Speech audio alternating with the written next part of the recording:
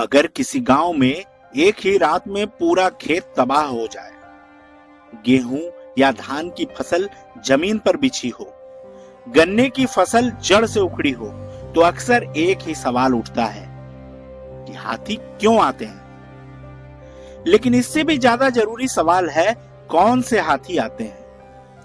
और अगर आप गौर से देखेंगे तो पाएंगे कि लगभग हर बार फसलें तबाह करने वाले हाथी मेल होते हैं।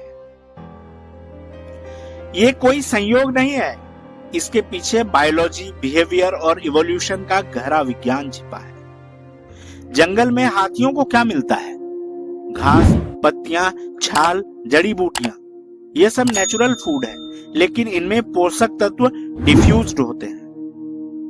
अब दूसरी तरफ देखिए, इंसानों की फसलें, गेहूं, धान, गन्ना, मक्का, यह सब कॉम्पैक्ट एनर्जी पैक्स हैं। ज्यादा कार्बोहाइड्रेट, ज्यादा मिनरल्स, ज्यादा प्रोटीन, और वो भी कम मेहनत में। यानी जंगल में पूरे दिन घूमकर जो एनर्जी मिलती है, वो खेतों में कुछ घंटों में मिल जाती है। अब असली सवाल, अगर फसलें इतनी पोषक हैं तो फीमेल हाथी क्यों नहीं आते? इसका जवाब है हाथियों का सोशल सिस्टम।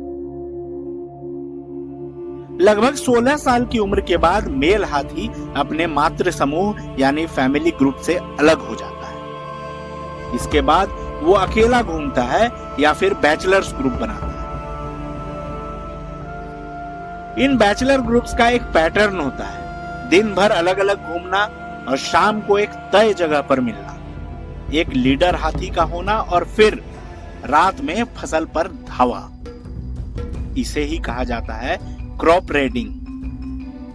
अगर आप डेटा देखें तो मान लीजिए अगर 100 बार फसल की बर्बादी की घटनाएं हुई, उनमें से लगभग 95 बार मेल हाथी ही जिम्मेदार होते हैं और सिर्फ 5 बार फैमिली ग्रुप्स इस पर धावा बोलता है। क्यों?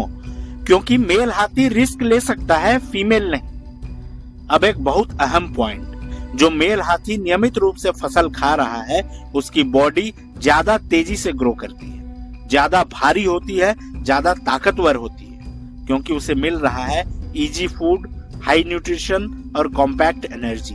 अब जंगल में मौजूद दूसरा मेल हाथी जो फसल नहीं खा रहा, सिर्फ जंगल के फूड पर निर्भर है, उसकी बॉडी ग्रोथ धीमी होगी। हाथियों की दुनिया में बड़ा शरीर यानी ज्यादा डोमिनेंस।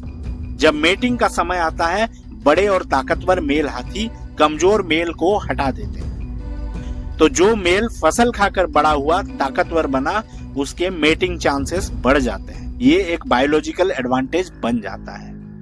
फीमेल के साथ बच्चे होते हैं, पूरा झुंड उसकी जिम्मेदारी होता है। अगर वो खेत में गई, घायल हुई या किसी संघर्ष में फंस गई, तो उसके बच्चों की देखभाल कौन करेगा?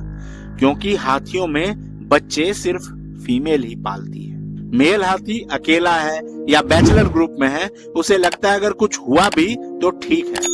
फीमेल हाथी बच्चों के साथ है, झुंड की जिम्मेदारी है, इसीलिए रिस्क लेने से बचती है। यही कारण है फसलें ज्यादातर मेल हाथी ही तबाह करते हैं। तो अगली बार जब आप सुने हाथियों ने खेत बर्बाद कर दिया, तो याद रखिए, यह सिर्फ भूख की कहानी नहीं है, यह body development, mating strategy, risk और सुरक्षा और इवोल्यूशन की कहानी है। अगर हम इस बिहेवियर को समझेंगे तो ही ह्यूमन एलिफेंट कॉन्फ्लिक्ट का कोई स्थायी समाधान निकाल पाएंगे।